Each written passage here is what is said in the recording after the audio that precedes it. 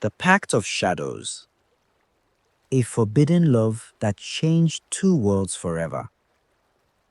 I was just a boy when I first learned about the pact.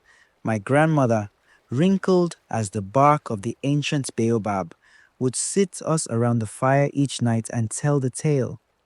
They came from the shadows, she'd say, her voice trembling. Great beasts with jagged teeth and eyes that glowed like embers. They devoured anything in their paths, livestock, children, even warriors. Our ancestors were desperate. They offered the ogres a deal, every firstborn child in the kingdom, in exchange for peace. And so the pact was made. I remember staring at the flickering flames, imagining the horrors of those days. We had lived in peace for as long as anyone could remember, but the price of that peace weighed heavily on us all. No family was spared from the fear that their firstborn might one day be taken. The day everything changed began like any other. The sun rose over the hills, bathing the village in golden light. But by nightfall, whispers of rebellion would begin to stir. Abeni was a girl in the kingdom, and she was as beautiful as the sunrise over the hills. I often saw her at the river, laughing with her friends as they filled their clay pots with water. But there was something different about her that day. She seemed distant, lost in thought. As she knelt by the river, humming softly to herself, she didn't notice the figure watching her from the shadows of the trees. Muntu, the ogre chief's son, had been following her for weeks. He wasn't like the stories described, cruel and monstrous. He was tall and powerful, yes, but there was a gentleness in his eyes as he watched her. When he finally stepped out of the shadows, Abeni froze. She clutched her pot tightly, ready to flee. But Muntu raised his hands in peace. "Please," he said, his voice deep but soft. "I mean you no harm." Abeni hesitated. "You're an ogre," she whispered. Muntu nodded. "Yes, but I'm not here to hurt you. I've been watching you and I can't stay away." Her fear slowly gave way to curiosity, and against all odds, the two began to talk. The days turned into weeks, and Abeni found herself looking forward to her secret meetings with Muntu.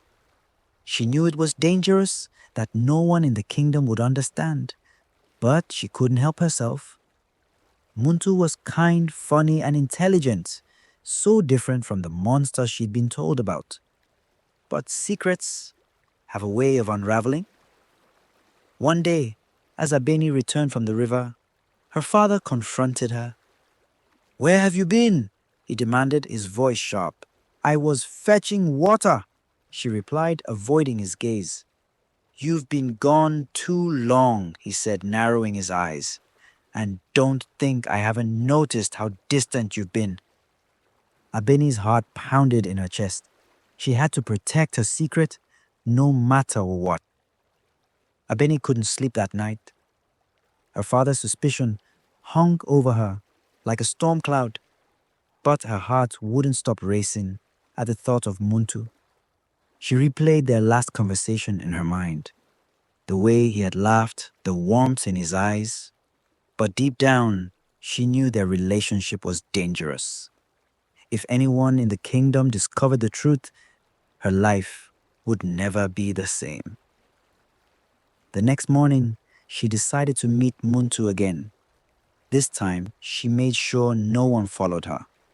She took a winding path to the river. Her clay pots balanced on her head, her eyes scanning the trees. Muntu was already there, waiting in the shadows. "You shouldn't keep coming here," she said, her voice trembling. "It's too risky." "I know," Muntu replied, stepping closer. His broad shoulders and towering frame made her feel small, but his gentleness put her at ease. "But I can't stay away, Abeni. You're all I think about." Abeni looked down at her feet. unsure of what to say. Finally, she whispered, "I feel the same way."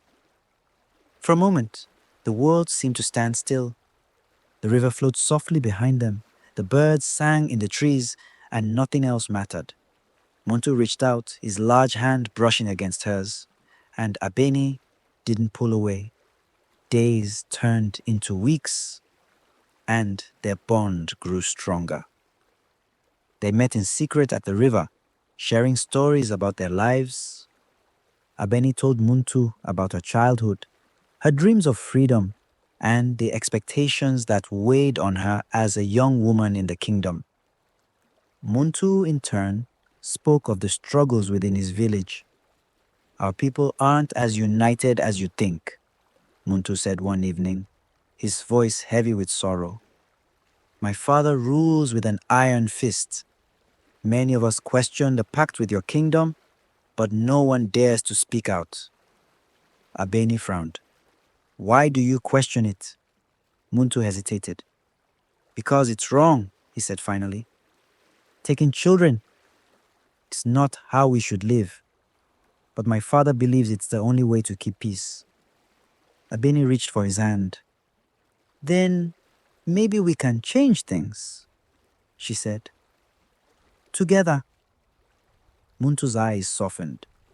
"You give me hope, Abeni." Abeni and Muntu's relationship remained a secret, but secrets are fragile things. One evening, as Abeni returned home from the river, her father confronted her again. This time, he wasn't alone. Her older brother Kofi stood beside him, his arms crossed. "We've been watching you," her father said. "You've been sneaking off to the river every day. Who are you meeting there?" Abeni's heart raced. "No one," she lied. "I just enjoy the quiet."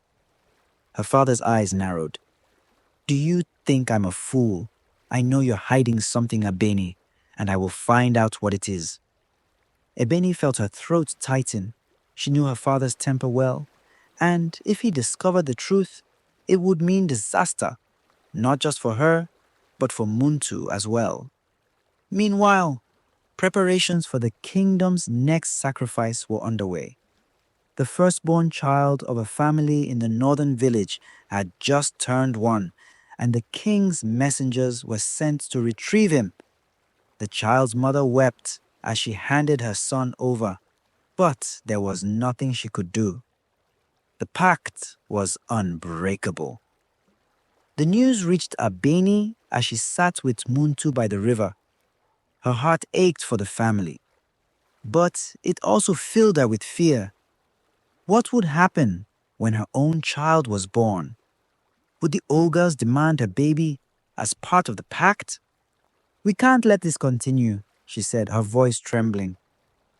"There has to be another way." Muntu nodded. "There is, but it won't be easy." One morning, Abeni woke with a strange feeling in her stomach. At first, she thought it was the food from the night before, but as the days passed, she began to suspect the truth. She hadn't seen her monthly cycle in weeks.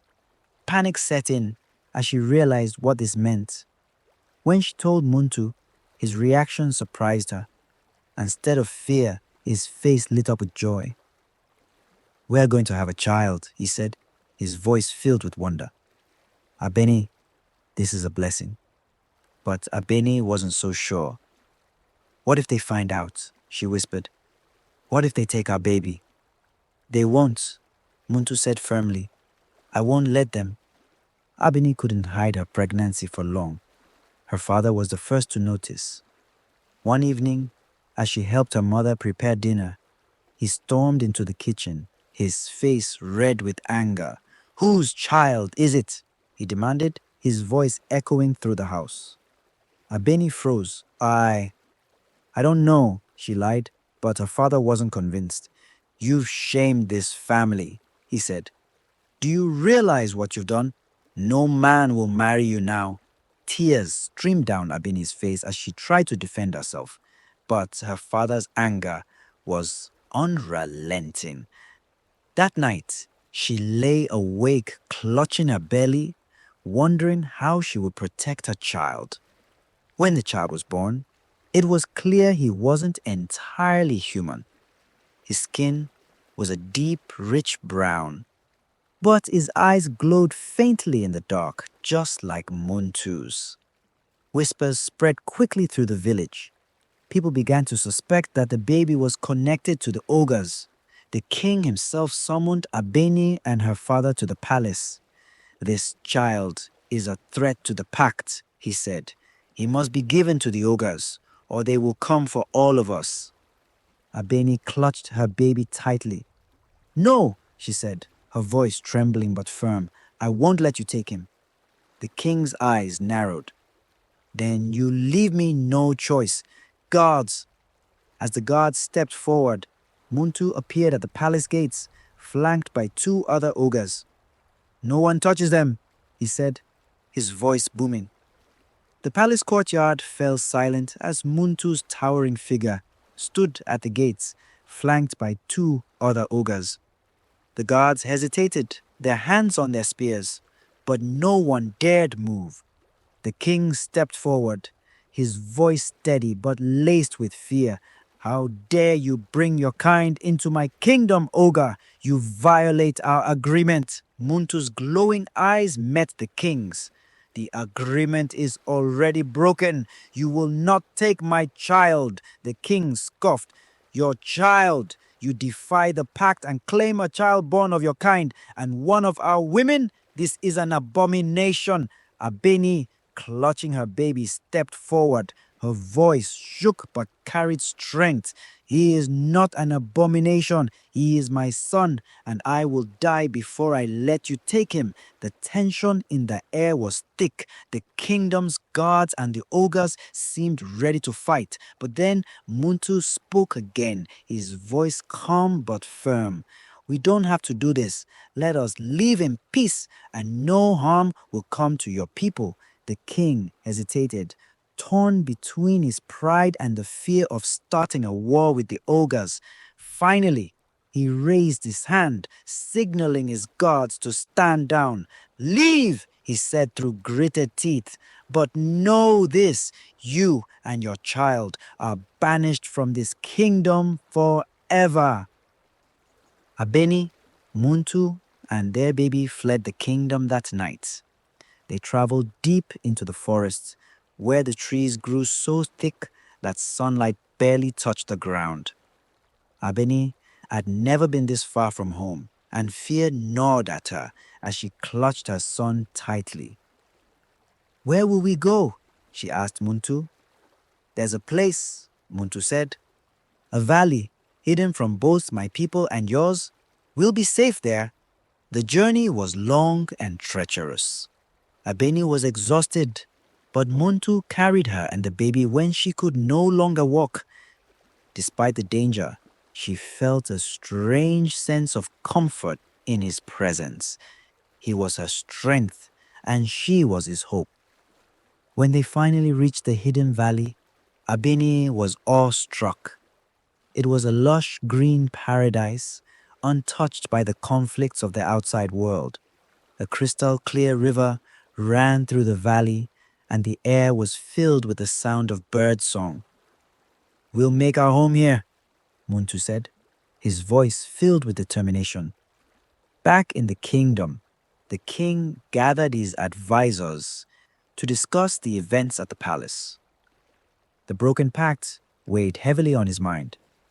"The ogres will come for us," he said. "We must prepare for war." One of the advisors, an elderly man with a long beard, spoke up.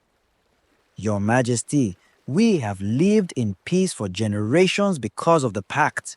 If we break it completely, we risk the wrath of the entire ogre village." "But the pact is already broken," the king snapped. "That child is proof of their betrayal." The advisors murmured among themselves, unsure of what to do. Finally, the king made his decision. "We will send a messenger to the ogre chief. If they want peace, they will demand that the child be returned to them." In the ogre village, news of Muntu's actions spread quickly. The chief, a massive ogre with scars across his face, summoned a council meeting. His son's betrayal had shaken the village, and many of the ogres were furious. Muntu has brought shame to us all, one of the elders growled. He has defied our laws and put the pact at risk. The chief remained silent for a long moment before speaking. My son will return, and when he does, he will answer for his actions. But deep down, the chief felt a pang of doubt. Muntu had always been different from the other ogres, more compassionate, more curious about the humans. Perhaps this was his fault for not quelling that curiosity when Muntu was a child. Life in the hidden valley was peaceful, but Abeni couldn't shake the feeling that they were being watched. Every rustle of the leaves, every snap of a twig made her heart race. She knew the kingdom wouldn't let them go so easily, and neither would the ogres. One night, as she rocked her baby to sleep, she turned to Muntu. We can't hide forever. Sooner or later, they'll find us. Muntu nodded, his jaw tight. I know, but I won't let them take you or our son. Abeni placed her hand on his. Then we need to be ready. If they come, we'll fight. Muntu's eyes softened. You're stronger than anyone I've ever known, Abeni. She smiled faintly. I have to be, for our son. The kingdom's messenger arrived at the ogre village under the cover of darkness. He was trembling as he approached the chief's hut, clutching a scroll sealed with the king's emblem. The chief read the message in silence, his glowing eyes narrowing. When he finished, he crushed the scroll in his massive hand and growled. They demand the child be returned to us, one of the elders spoke up. This is our chance to reclaim what is ours. The humans broke the pact. They must pay. The chief stood, his towering figure casting a long shadow across the room. Send our warriors. Find my son and bring him and the child back to the village. The ogres moved swiftly through the forest, their senses honed from years of hunting. Abeni and Muntu had no idea that they were being tracked. One afternoon, as Abeni bathed their son in the river, she heard a low growl in the distance. Her heart skipped a beat. Muntu, she called, her voice trembling.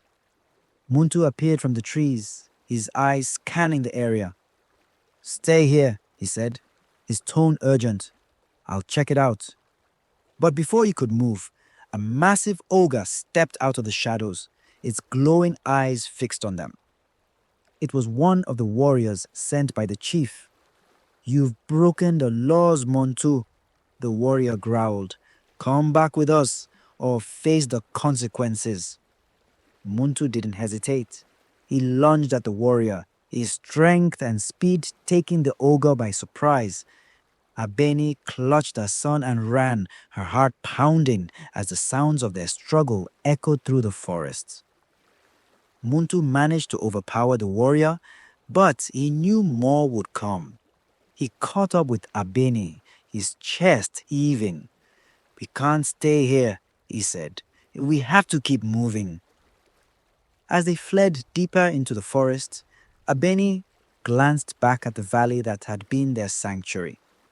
She felt a pang of sadness, but knew that their journey was far from over. The deeper they went into the forest, the darker it became. The trees grew so tall and dense that they blocked out the sunlight. Abeni held her son close, every rustle of the leaves putting her on edge. Muntu led the way, his senses sharp as he scanned for any signs of pursuit. We are heading toward the forest of trials, Muntu said quietly. Few dare to enter here, not even my people. Abeni frowned. Why? What's in this forest? Muntu hesitated. Spirits. They protect something ancient and powerful. Some say They test anyone who dares to pass through. Abeni shivered, but she nodded. Then we'll face them. We don't have a choice. As they ventured deeper, strange things began to happen. Abeni thought she heard whispers in the wind, voices calling her name. Shadows moved just out of sight, and the air grew colder. But Muntu stayed calm, and his presence gave her courage. "We have to keep moving," he said. "The ogres won't stop, and neither will the kingdom." That night, they camped near a small clearing. Muntu built a fire, and Abeni rocked their son to sleep. But as the fire crackled, the whispers grew louder. The shadows around them seemed to come alive, twisting and shifting in the firelight. Suddenly, a figure emerged from the darkness, a tall, ethereal being with glowing eyes and a staff carved from bone.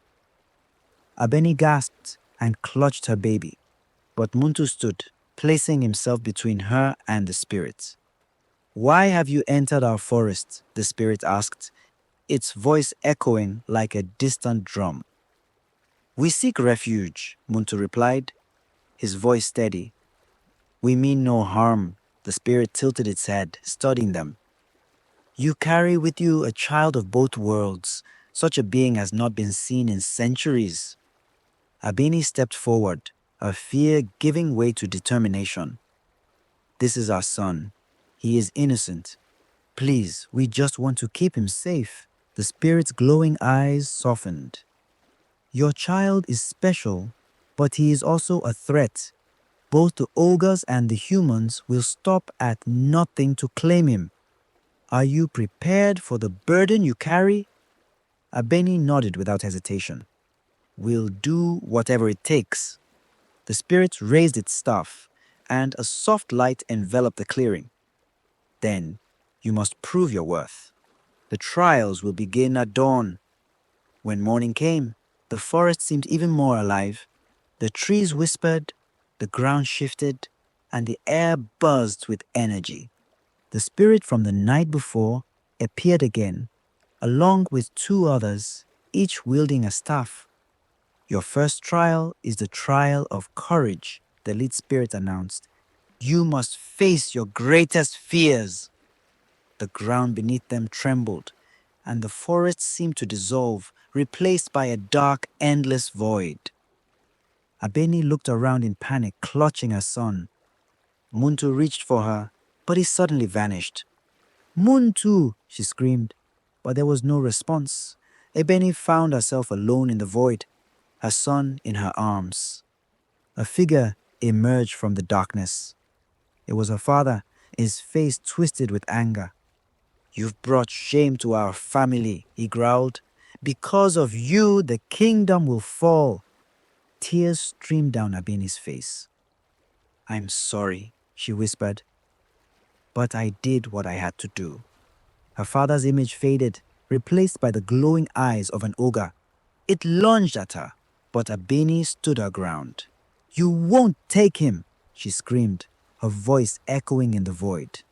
The vision shattered, and she found herself back in the forest. The spirits stood before her, their expressions unreadable. "You have passed the first trial," the lead spirit said. "Your courage is strong, but the path ahead will not be easy." As the sun rose higher, the spirits led Abeni and Muntu to the river that wound through the forest. The water was clear, but it flowed with an unnatural stillness. The spirits stopped at the riverbank and turned to face them. "The second trial is the trial of unity," the lead spirit said. "You must cross the river together, but beware, this river tests the strength of your bond." Muntu frowned. "What do we have to do?" "Step into the water," the spirit replied. "You will see." Abeni and Muntu exchanged a glance before stepping into the river together. The water was icy, sending a chill through Abeni's body. As they waded deeper, the current grew stronger, pulling at them with an unnatural force. Suddenly, Abeni heard a voice in her head.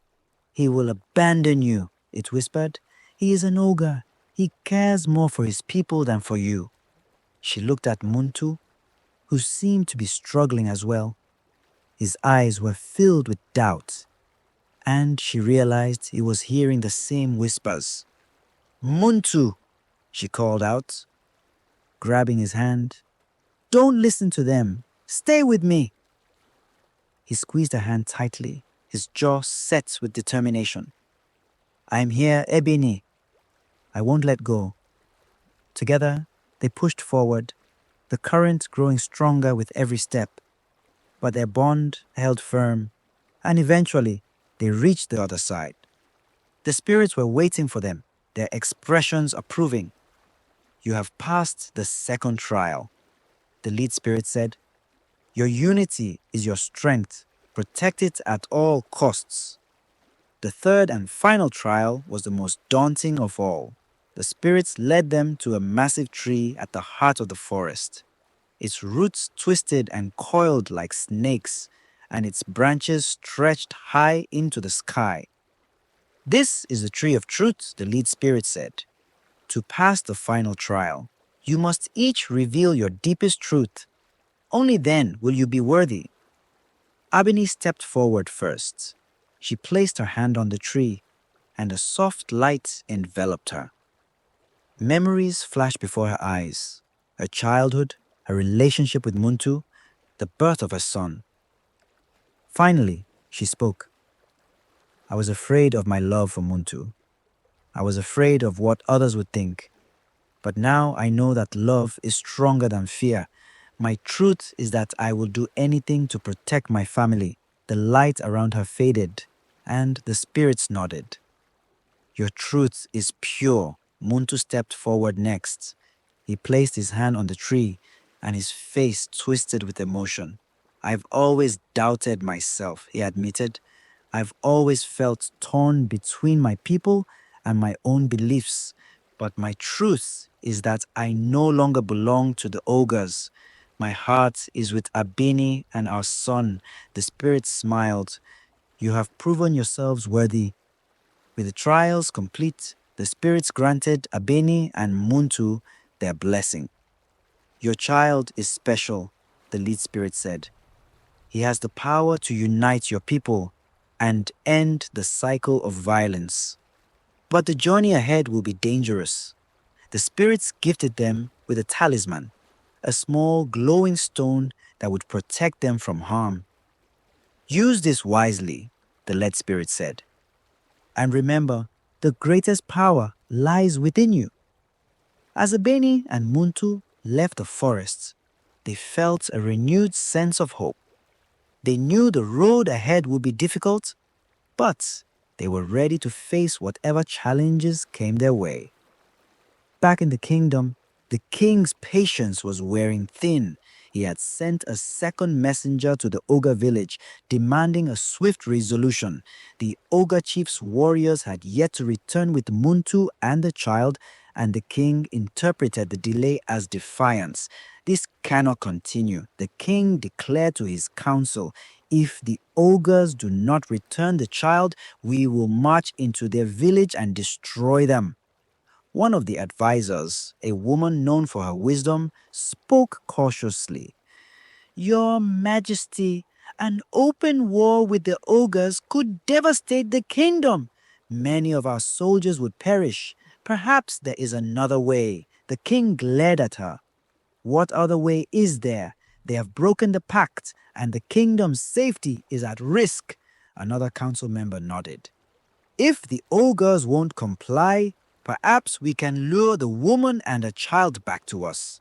Without them, the ogres will have no leverage." The king's eyes gleamed with a dangerous light. "Send word to the villages. Offer a reward to anyone who can bring the woman and the child to me, alive."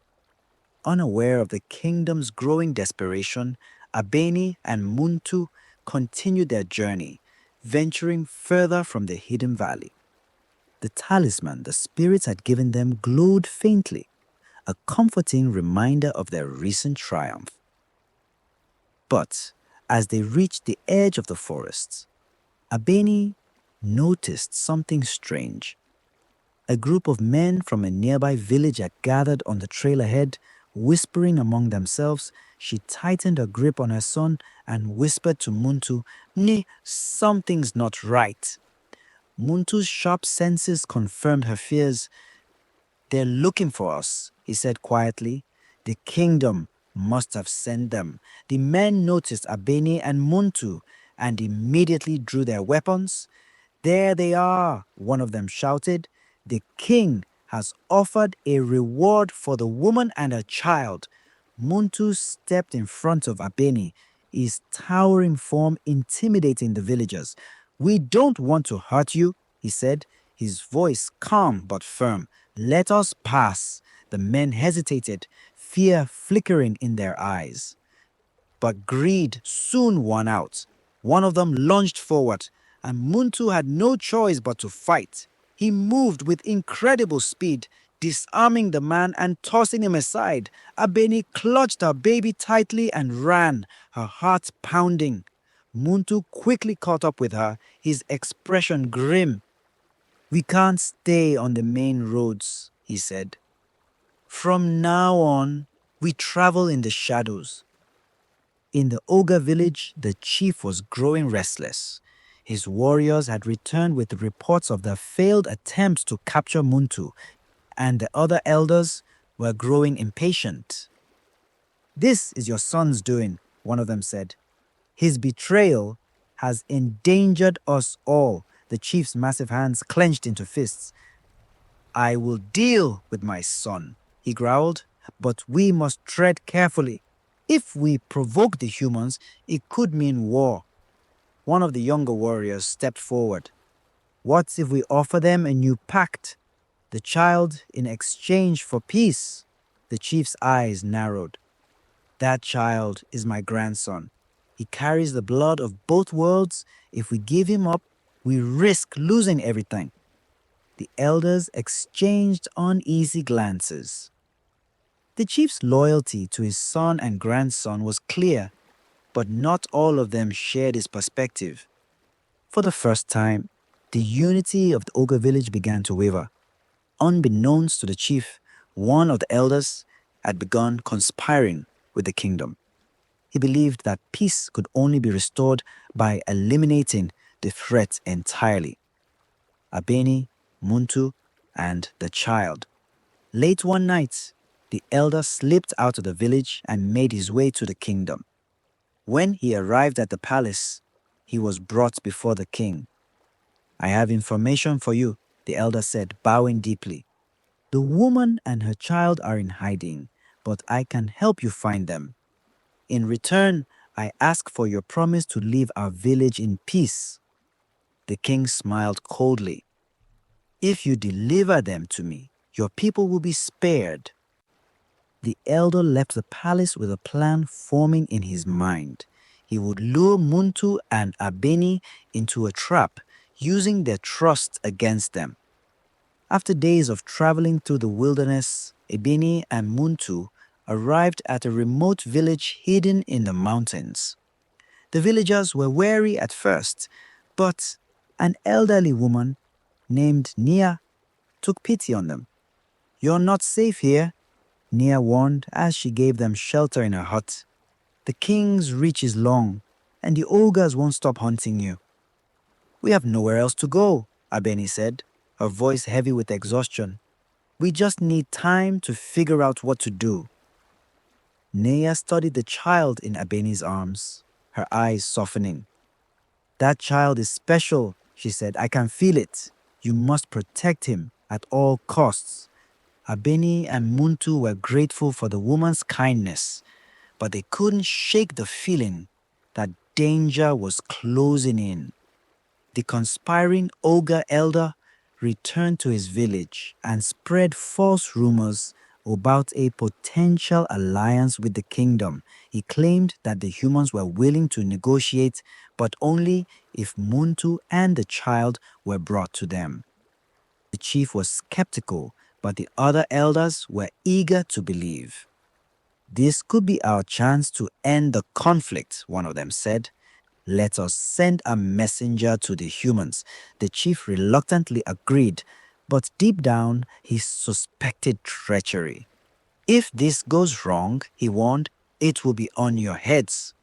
Meanwhile, the elders secretly informed the kingdom of the safe haven where Abeni and Muntu were hiding. The trap was set and the hunters were closing in.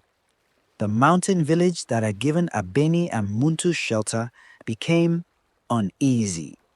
Rumors of strangers searching for a woman with a child reached their ears, and Nia, the elderly woman who had helped them, grew more anxious. They are coming for you, Nia whispered one night as she sat with Abeni by the fire. The kingdom's men and the ogres won't stop until they have what they want. You need to leave before they reach this village. Abeni's heart sank. We can't keep running, she said, her voice breaking. How long can we live like this? My son deserves a life free from fear. Muntu, who had been standing at the doorway, stepped inside. We'll fight if we have to, he said firmly, but we need to find a way to stop this madness. Nia hesitated before speaking again. There is someone who might help you. A seer who lives beyond the mountains. She is said to know the future and the secrets of the past. If anyone can guide you, it's her. Abeni and Muntu exchanged a glance. It was a faint hope, but it was all they had. Where can we find her? Abeni asked. Nia pointed to the east. Follow the river until it bends toward the cliffs. But be careful, the path is treacherous. At dawn, Abeni, Muntu, and their son left the village, their hearts heavy with gratitude and worry. The journey to the seer's home was as dangerous as Nia had warned. The rocky terrain was steep, and the cold winds bit at their skin. As they followed the river, Abeni couldn't shake the feeling that they were being watched. Do you think the ogres or the kingdom know where we're going? She asked Muntu. They're searching everywhere, Muntu replied. But we can't let fear stop us. If this seer can help us, it's worth the risk. Hours turned into days as they climbed higher into the mountains. On the third day, they came across a narrow bridge made of ancient ropes and wooden planks, swaying precariously over a deep gorge. We have to cross, Muntu said, though his voice betrayed his unease. Abeni looked down at the rushing river far below and held her son tightly. Let's do it quickly. As they stepped onto the bridge, the wind howled around them. The planks creaked under their weight, and Abeni's heart raced. Halfway across, a sudden gust of wind made the bridge sway violently.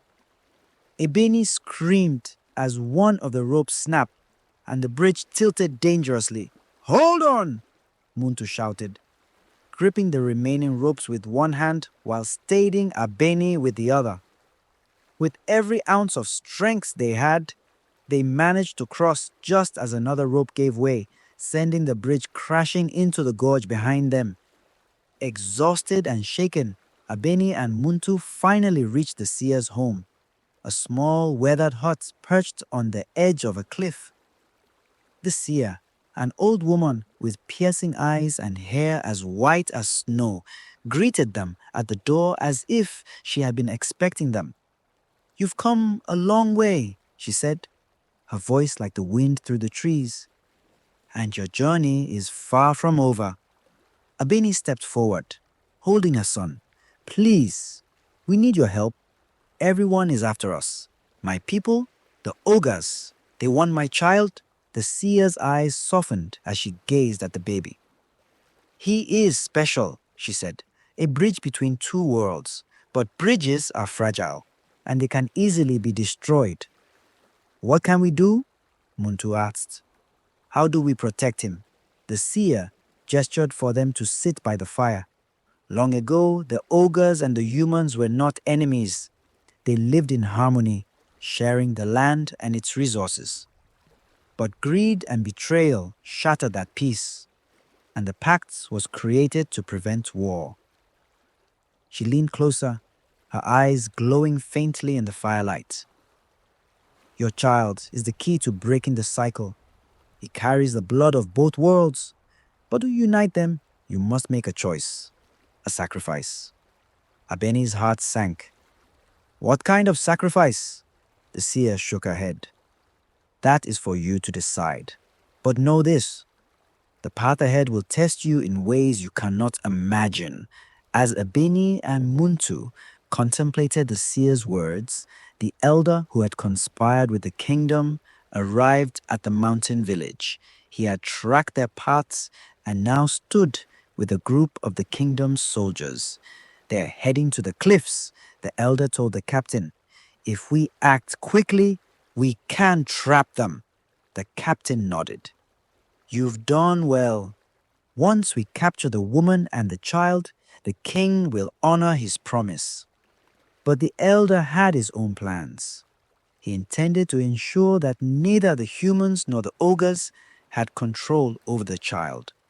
In his mind, the child was a danger to both sides, and eliminating him was the only way to restore balance. As night fell, Abeni and Muntu heard the distant sound of footsteps echoing through the mountains. Muntu's sharp ears picked up the clinking of armor and the low growls of ogres. They've found us, he said, his voice grim. Both sides are here. Abeni's heart pounded as she clutched her son. What do we do? We fight, Muntu said. We protect our son, no matter what. They fortified the seer's hut as best they could, using rocks and fallen branches to block the narrow path leading to the cliff. The seer stood calmly by the fire, her eyes distant, as if she were already seeing what was to come. They will come at dawn, she said. Prepare yourselves. At first light, the attackers came. The kingdom's soldiers approached from one side, their swords glinting in the sunlight. From the other side, the ogres emerged, their massive forms casting long shadows across the rocky terrain. Abeni and Muntu stood side by side, determined to protect their son. Muntu fought fiercely, using his strength and speed to hold back the ogres, while Abeni wielded a staff the seer had given her, his tip glowing with an otherworldly light. The battle was chaotic, the air filled with the clash of steel and the roars of ogres. But amidst the chaos, the elder who had betrayed them crept toward the hut, his eyes fixed on the child. As the elder reached for the baby, a strange light filled the hut. The child's eyes glowed brighter than ever, and a wave of energy burst forth, knocking the elder back. The soldiers and ogres paused, stunned by the sudden display of power. The seer stepped forward, her voice ringing out above the noise. This is the child's gift, a power to unite or destroy. The choice is yours. The air stood still after the wave of energy from the child rippled through the battlefield. Both the ogres and the kingdom's soldiers froze, staring at the baby in awe and fear. The light surrounding the child pulsated like a heartbeat, and the seer's voice echoed above the silence. This child has chosen not to harm, but to protect. Yet his power can just as easily destroy if his family or his people are harmed again. The ogre chief stepped forward, his massive form looming over the others. His expression was one of disbelief and hesitation. This is my grandson, he declared, his deep voice trembling slightly. He carries the strength of the ogres and the spirits of the humans. On the other side, the king, who had led his soldiers to this remote battlefield, studied the glowing child with narrowed eyes. If this power belongs to a child of both worlds, then he is neither ours nor yours. How can we trust that he will not destroy us all? Abeni stepped forward, holding her son tightly. He is not a weapon or a threat. He is a bridge. He is the hope that our people can live together without violence. But you must stop this fighting. If you harm him or us, you risk the wrath of something far greater than you understand. The king hesitated, glancing at his soldiers, then at the ogres, who were watching their chief for a response. The battlefield was on the edge of chaos, but the seer stepped between the two groups. "Let us talk," she said firmly, "not as humans and ogres, but as those who wish to survive.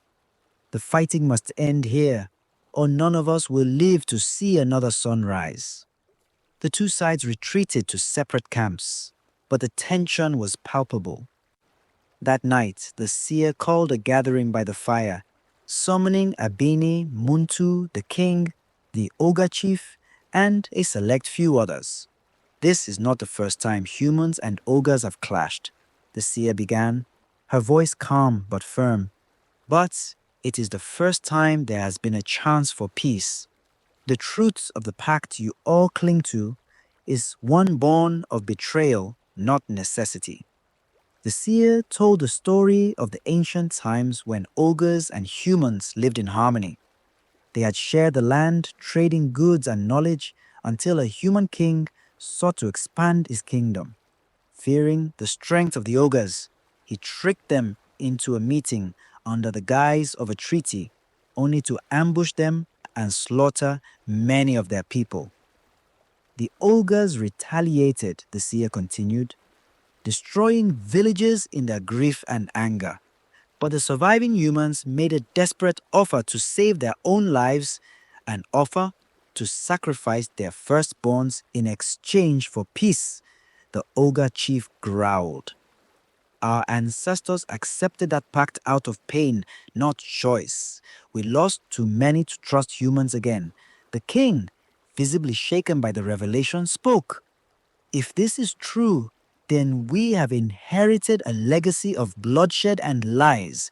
But how do we undo what has been passed down for generations?" The seer looked at Abeni and Muntu. "The answer lies with them and with their child."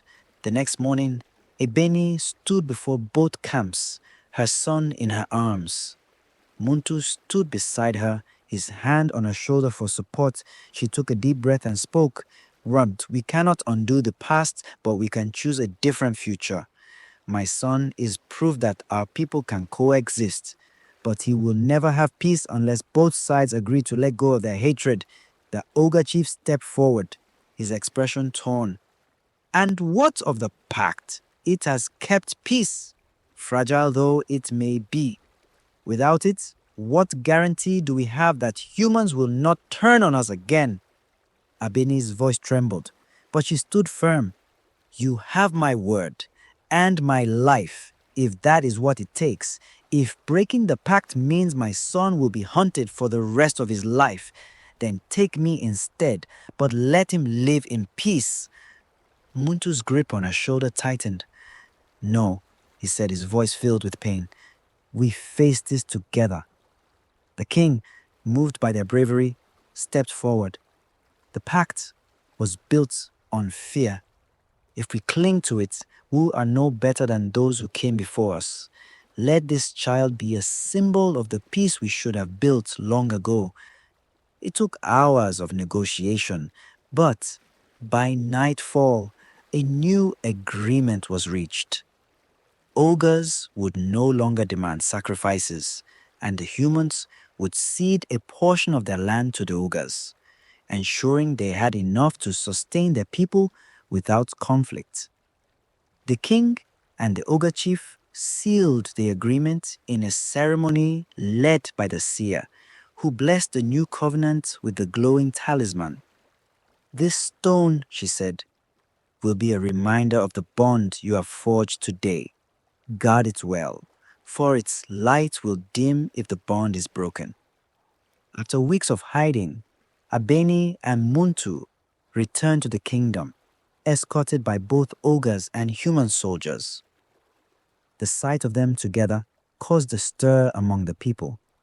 But the king addressed the crowd. "This woman and her child are not our enemies," he declared. "They are the future of our peace. Let no harm come to them."